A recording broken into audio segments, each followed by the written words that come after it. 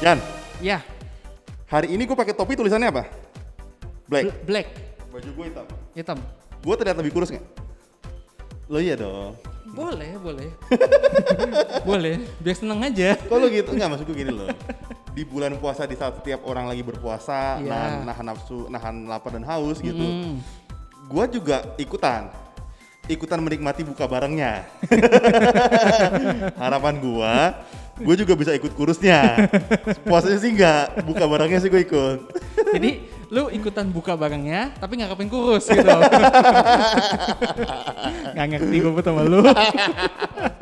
Oke teman-teman, kami dari tim Healthy Hacks mengucapkan Selamat menunaikan ibadah puasa bagi para pendengar dan sobat healthy yang merayakan. yes. Jadi hari ini kita akan ngomongin tentang tips and trik kesehatan mungkin ya di bulan puasa ya. Betul, karena percaya atau enggak Bud, puasa itu persiapannya banyak loh. Masa sih? Iya, bukan buat anak kos nih misalnya teman-teman gue dulu ya, stoknya Indomie. Oh persiapan itunya ya, gorengan gitu kan. Jadi ketika jam 5, gue kadang keluar nih, jam 5 tuh macet di mana-mana. Terutama tukang gorengan sama tukang kelapa muda gitu loh. Kayak full gitu gue lihat. Bener-bener juga. Tapi aside dari persiapan makanan ya, itu persiapan yang lain-lain juga ada. Misalnya nih contohnya ya, pada orang yang punya penyakit kronis yang masih minum obat tiap hari, gimana sih caranya mengatur Oh, biar iya, minum iya. obatnya nggak mengganggu ibadah puasanya atau sebaliknya ibadahnya nggak mengganggu terapi obatnya, kayak gitu. Itu pertanyaan bagus. Gue sebenarnya ada banyak pertanyaan lainnya, tapi kita mulai dari situ aja. Kalau bener juga, kalau orang harus minum. Pasti bagus lah pertanyaannya keluar dari mulut Enggak, gua. bukan. Yang lainnya kan keluar dari pemikiran lu kan. Enggak. Jelek makanya. Enggak, itu menarik juga. Kalau dia rutin minum obat sehari 3 kali, Hmm? berarti nggak bisa puasa dong. Nah, jadi sebenarnya kalau seperti itu biasanya sih dikonsultasikan lagi dengan dokter spesialisnya ya biasanya ya. Nah, obat itu kan sebenarnya interchangeable, bisa diganti-ganti I see. gitu. Cuma memang ada tingkat kecocokannya. Contohnya misalnya lu pernah dapat obat antibiotik yang mungkin diminumnya sehari 2 kali. Ada juga antibiotik yang diminum sehari sekali. Dan itu lebih populer karena orang males untuk minum obat terlalu sering. Oh gitu ya, oke. Nah, biasanya pada persiapan sebelum puasa itu diharapkan pasien-pasien itu untuk kontrol dulu nih ke dokter langganannya untuk melakukan untuk melakukan persiapannya gitu. Jadi apakah obatnya perlu diganti ataukah nanti diajarkan cara minum obatnya seperti apa. I see. Gitu. Jadi sebetulnya dari jawaban lo itu, lo juga nggak tahu kan caranya gimana. Dia mesti konsultasi ke dokternya kan. Maksud gue gitu. Gini. Nggak. Loh, obat itu banyak, Bud. Nah, nggak mungkin kita nyebutin setiap macam obat diganti gini-gini kan nggak mungkin. Iya, memang kurang pengetahuannya juga kurang kan. Enggak, tapi itu mungkin sangat masuk akal. Maksud gue bener juga ya, karena dulu ya nyokap gue sempet, gue lupa ya, dia waktu itu habis dari operasi adik gue, dikasih minum obat banyak kan, habis operasi sesar tuh kasih obat banyak. Terus dia merasa takut karena minum obatnya kebanyakan. Jadi dikasih obat banyak nih ya, terus dia merasa kok obatnya banyak banget gitu. Sempet Nanti ngobrol sama dokter juga. kena ginjal kayak gitu. Iya, Nah. akhirnya dikasih obat yang bener. Sehari jadi 1 gitu. Gue lupa apa obatnya gitu ya. Dikasih obatnya. Tapi itu masuk akal juga. Tapi ini yang lu nggak bisa tolak pasti. Apa? Gue kasih tau ya. Gue kan punya temen ada yang kena mah akut. Lu ngerti mah akut kan? Begitu lu telat makan, lu bisa sakit kemana-mana gitu. Bisa masuk rumah sakit, bisa panjang urusannya. Iya. Nah gimana caranya? Maksud gue orang-orang yang dengan sakit mah akut, lu bisa puasa, lu telat makan dikit aja nggak bisa gitu. Nah, ini dia. Ini pertanyaan yang bagus nih buat dari lu. Oh memang? Tumben gue mau namain. Nah, jadi mah itu kan sebenarnya ada berbagai tingkatannya kan, Bud. Jadi ada yang memang mahnya itu paling kalau misalnya salah makan baru kumat, ada yang menengah. Jadi misalnya kayak misalnya ringan itu dia telat makan kumat. Kalau yang menengah itu mungkin kalau misalnya salah makan, misalnya kayak pedes, makan yang terlalu asam langsung kumat. Ada juga yang parah, yang kalau misalnya nggak bisa nih. Yang ngelihat orang aja bisa kumat. Itu parah banget ya. Ngelihat orang yang nggak suka dia bisa kumat ya. Kasian banget orangnya. Benar. Nah, itu kayak gitu tuh memang kita aturkan lagi, Bud, gitu kita lihat. Biasanya sih kalau misalnya gue tuh akan menyarankan bahwa dia udah monggo silakan dicoba di hari pertama. Dengan syarat adalah obat-obatan lambung tetap dikonsumsi.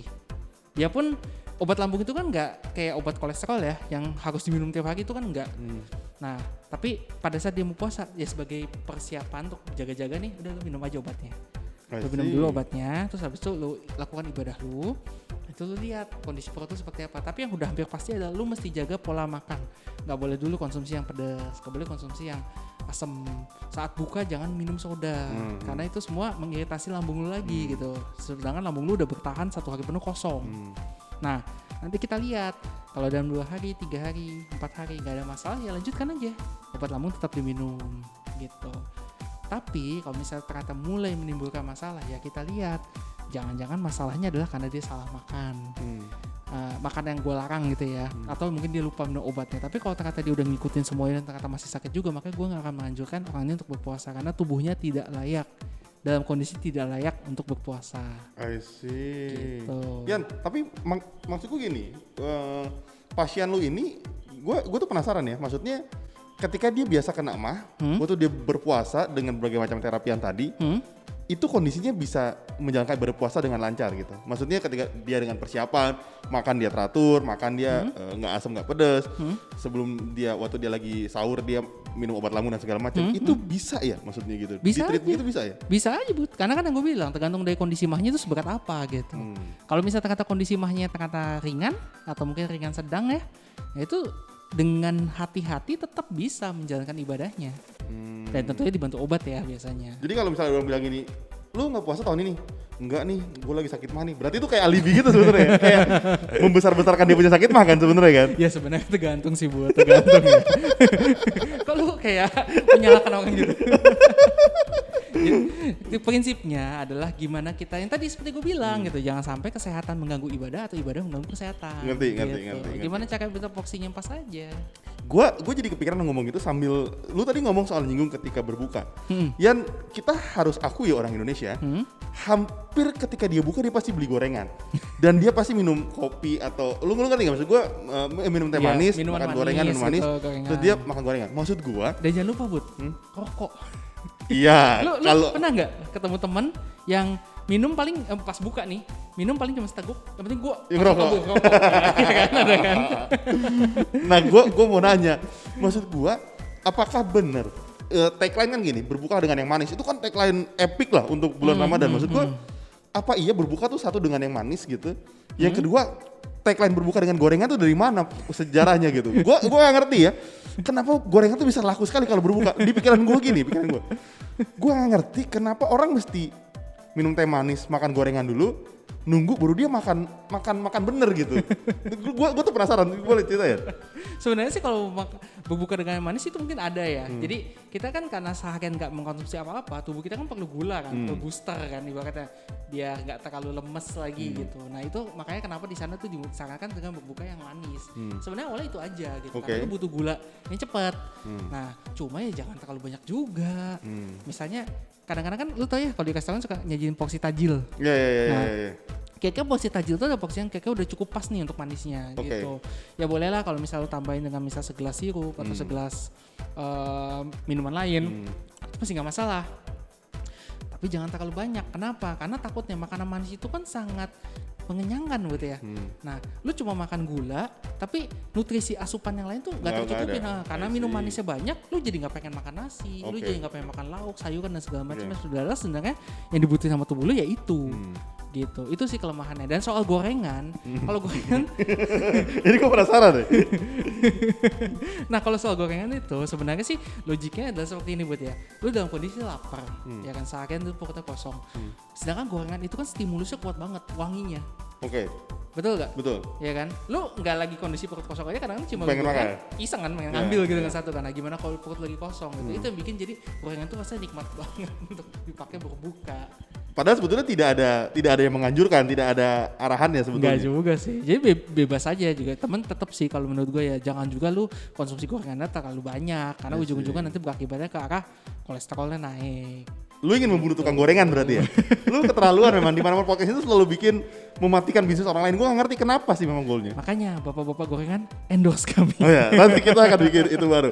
Yan, tapi by the way, apa emang bener? Maksud gue gini, setelah lu berbuka, minum teh manis misalnya, terus lu gak boleh makan berat dulu maksud gue. Lu harus nunggu baru lu boleh makan berat. Kenapa sih orang begitu gitu?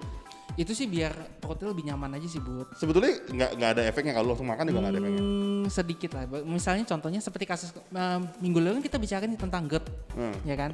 Kalau misalnya kita konsumsi makanan terlalu banyak, terlalu cepat, otomatis kan lambungnya jadi penuh tuh. Yeah. Jadi rasanya kan kayak begah, rasa nggak enak. Dan pada penderita GERD itu bisa bikin GERD-nya jadi kambuh. Gitu, ada rasa panas di tenggorokannya biasanya. Jadi kayak lu pasti juga tau lah kalau kekenyangan selesai kayak mau muntah tapi nggak jadi gitu. Jadi cuma asem doang tenggorokan kayak gitu. Nah yang dikhawatirin itu pada saat buka puasa itu kan kita lapar mata ya istilahnya. Jadi maunya makan buru-buru. Semua diambil, semua dimakan. Padahal perut kita itu kan kenyangnya agak telat. Iya. Gitu. Setelah kita makan harusnya udah porsi cukup, masih belum merasa kenyang, masih makan terus. Karena kita makan saking cepatnya. Iya. Nah, pada saat stimulus kenyangnya datang, udah telat, perut itu udah terlalu penuh dan itu bikin rasa nggak nyaman dan itu sebenarnya dihindari. Oh, ini jadi logis nih. Gue jadi ngerti kenapa orang selalu makan teh dulu tunggu beberapa saat baru dia akhirnya makan dengan kondisi normal gitu kan. Iya gitu. Dan itu juga mencegah juga dia nggak lapar matanya itu. Setelah minum teh sedikit misalnya, otomatis kan lu nggak lapar mata nih. Lu bisa makan dengan porsi yang normal. Iya. Selama dia nggak konsumsi gorengan berlebihan kan. Karena selama itu kan mesti di note. Kayaknya lu deh ada masalah sama gorengan, bukan gue. Yan, ini menyangkut hal yang berikutnya gue tanya. Gini. Teman-teman, gue sih tidak berpuasa maksudnya. Jadi gue lihat lah teman-teman banyak yang berpuasa segala macam. Gue tuh pengen tanya, buat gue khususnya nggak berpuasa, sebetulnya puasa tuh ada manfaatnya nggak sih? Maksud gue, apakah kita juga boleh berpuasa gitu? Ada buat tubuh itu ada manfaatnya juga. Kalau misalnya dari segi kesehatan itu kadang-kadang apa yang kita sebut dengan people zaman now itu bilang detox Oke. Gitu. Pada saat puasa itu kan sebenarnya biarpun pola makan kita maksudnya kita mengosongkan perut dalam waktu yang lama, tapi lu percaya atau enggak pola makan kita jauh lebih teratur dibandingkan dengan saat tidak berpuasa.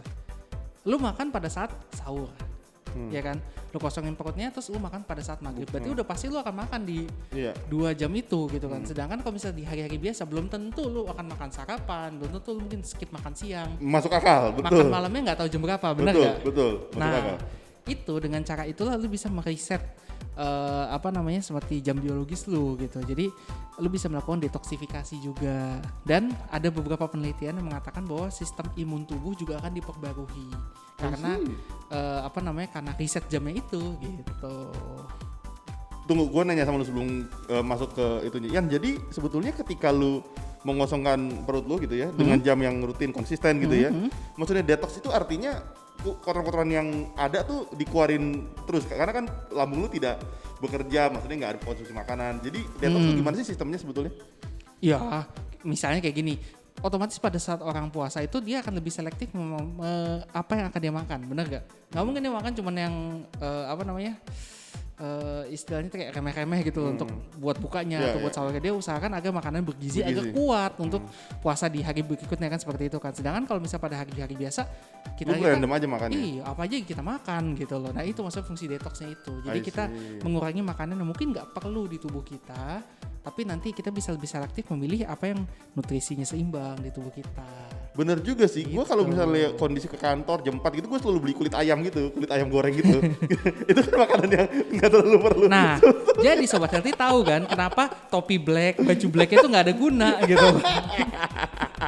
Gue jadi ngerti, masuk akal juga sebenarnya. Terus mungkin ini buat teman-teman terakhir, saran lu buat pendengar kita yang berpuasa, apa yang mesti dia persiapkan dalam waktu sisa ini dalam berpuasa? Oke, yang pertama sih tetap karena ini sudah memasuki bulan puasa, berarti kan harusnya persiapan sebelum puasa sudah selesai ya. Dia udah kontrol untuk obat-obatannya seperti itu. Nah yang diharapkan adalah selama sisa bulan Ramadan ini, teman-teman itu bisa menjaga tubuh agar tetap maksimal. Terutama repotnya kenapa Bud? Karena kita lagi di musim pandemi, dimana kita kan dibutuhkan untuk 100% fit. Nah harapannya adalah teman-teman dari Sobat Healthy juga ini menjaga pola makan seperti yang tadi gue bilang, tetap ada karbohidratnya, protein, lemak, mineral, dan lain-lain agar menjaga agar tubuhnya itu tetap kondisi 100%. Konsumsi vitamin seperlunya kalau memang dibutuhkan, dan juga jangan memaksakan diri. Karena ini juga sering gue lihat nih Bud. Got it. Iya, jadi oke lah misalnya demi ibadah gitu. Tapi kalau misalnya sekarang gini, bayangin, jangan sampai karena lu berusaha menyelesaikan ibadah lu dalam satu hari, tapi ibadah lu di hari-hari selanjutnya jadi terputus karena tubuh lu sakit gitu. Lebih baik lu batalkan untuk hari itu, tapi masih bisa beribadah untuk di hari esokannya gitu. Jangan pernah memaksakan diri, karena itu adalah sesuatu yang sangat nggak bagus untuk tubuh kalian. Kita ngomong gini bukan karena kita menyarankan kalian untuk tidak berpuasa ya sebetulnya, tapi kalian mesti lihat bahwa implikasinya itu jadi panjang karena pandemi, kondisi kesehatan. Jadi make sure kalau kalian ini udah berkomitmen 30 hari full, ya pastikan bahwa kalian mempersiapkan jauh-jauh hari. Semua kalian siapin gitu loh, bukanya, sahurnya, semuanya. Dan juga kalian siapin jam kerja kalian juga. Kadang-kadang orang tuh jam kerjanya malam begadang, terus dia pagi makan seadanya, terus dia puasa, akhirnya drop kondisi tubuhnya. Nah itu juga, itu kan yang kita sebut dengan kondisi tubuhnya jadi nggak fit, nggak 100% gitu. Dan itu terus terang riskan banget ya, apalagi di masa pandemi ini gitu. I see, got it. Ada tambah lagi nggak dok? Dokter Cigit, ada tambah lagi nggak? Kan isi hatinya keluar. Nggak sih, itu aja. Gitu aja ya? Iya. Dan teman-teman jangan lupa, kita akan upload podcast kita setiap hari Kamis. Kita akan ngomongin berbagai macam informasi kesehatan. Dan juga setiap weekend kita akan melakukan IG Live bareng teman-teman, bareng rekan-rekan dokter, bareng orang yang berkompetensi di bidangnya. Betul. Dan kapan IG Live akan dilakukan? Tonton terus, saksikan terus di Instagram kita, akan kita posting di sana. Dan juga kalau misalnya ada pertanyaan, kritik, saran dan apapun, boleh DM ke Instagram kita di mana, Bud? @healthyhacks.id.